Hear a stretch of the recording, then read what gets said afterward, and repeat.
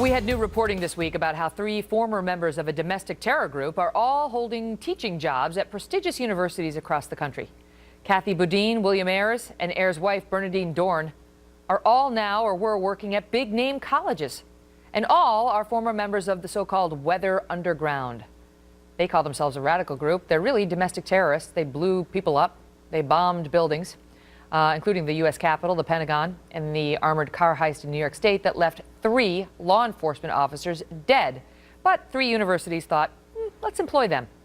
Then this morning, in a separate report, columnist George Will offered a scathing critique of what he called the propaganda that is being taught in our classrooms. And moments ago, we had on Benji, who's talking about being a firsthand witness to how he feels there is an indoctrination going on and a strong bias against certain points of view. Joining me now to discuss it all, Alan Combs, who's host of The Alan Combs Show, and Ben Ferguson, the host of The Ben Ferguson Show. You know, maybe we shouldn't be surprised to see that, Columbia University wants somebody like Kathy Boudin, who confesses to killing 3 law enforcement officers there to teach the students. But I don't know. In the wake of the grand scheme of things, is it just sort of another, the latest development, Ben? Well, I think you have a lot of liberals on college campuses that are, their whole life mission and goal is to teach extremism, to push their ideological viewpoint. They realize it's the greatest way to be able to change people's minds in one generation only. I mean, when I was at school, and this has nothing to do with my alma mater, which I love, but the one class that I almost failed in college was editorial and opinion writing.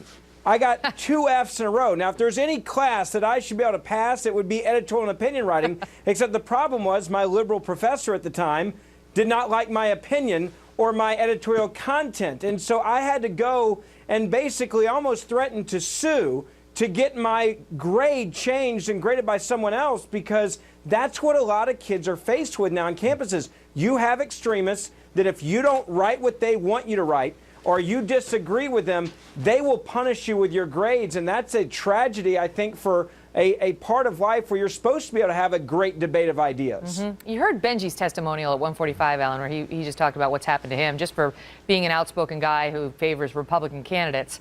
It's not the first time we've seen that. I mean, remember back in the run-up to the 2008 presidential election and the little kids who were gathered by their teacher and told to chant about, well, here we have it.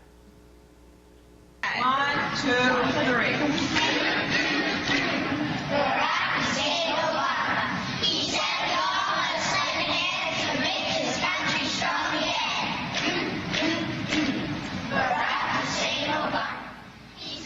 So there's a lot. I have a lot of those clips. There's, at all ages. We can do middle school, we can do high school, we can do college. What do you want to do? Because there's a lot of this going on. Yeah, those are the kids who elected Barack Obama. They did a great job at the polls. It's amazing to me that Ben became a conservative with all those liberal professors at Columbia.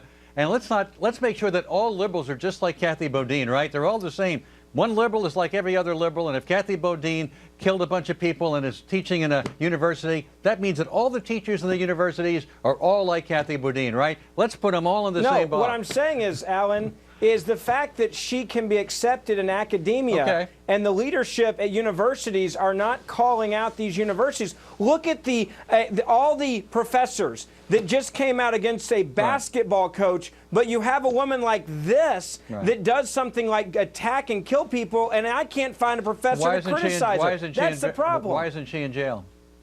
She served her time. Why isn't she served 22 years. Okay, so she did her time. She served for 22 the crime. years. She did her time. Do you not believe that someone can do their time, pay their debt to society, and then go and be a productive member of society? Do you not believe in Christian redemption? If you pay your time, you do your time, you do what you are directed to do for the crime you committed, should you then be denied the right to re-enter society?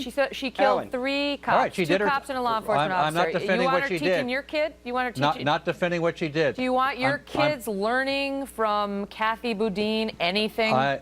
It's very possible that if someone paid their time and did a crime, pays their time, pays their debt to society, maybe they've actually learned something that they have to impart to other people. I'm not defending Kathy Boudin and what she did. I'm pointing out that we believe in our criminal justice system. We believe that once you pay your debt to society, you have a right to move on. There's no question she has a right to move on, but the question is whether she has a right to be hired by Columbia University, whether that's a good decision by a university that's one of the most prestigious in the country. Listen, I want to bring this broader. It's beyond Kathy Boudin. It's beyond her. Because the question is whether it's no accident that Columbia wants this confessed murderer, that Bernadine Dorn is hired by Northwestern, that Bill Ayers is hired by University of Illinois and honored by Minnesota State. Ayers, I mean, there's a pattern of this in academia. If you look at, I mean, just this. It's accepted. That's what I'm trying to go for. That's what I'm trying to ask you. Yeah, it's an accepted practice to have extremists be normal in academia, and you can find this at a lot of college campuses where there is absolutely no counterbalance. You are not going to find a lot of conservatives teaching these classes, but will forgive and forget a terrorist who kills 3 people, and academia will not even bat an eye at that. That's the problem.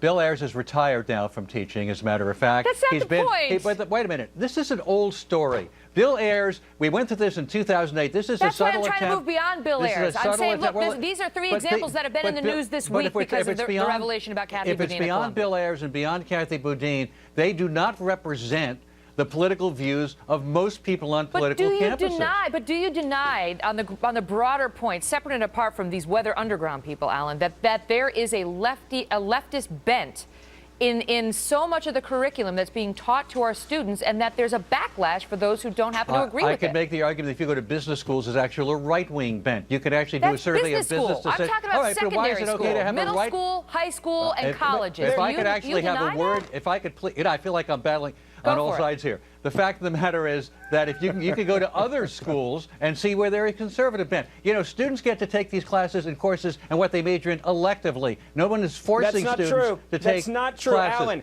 I was forced to take classes under professors as part of my degree that I were mandated to take. And when I was almost failed for editorial opinion writing because the professor did not like my opinion, I had no other choice of any other teacher to teach that class to graduate. So there's a lot of students that are being attacked and persecuted, and their views are being attacked, and they are failing classes over this. Gotta run. Thank you both so much. Thank you.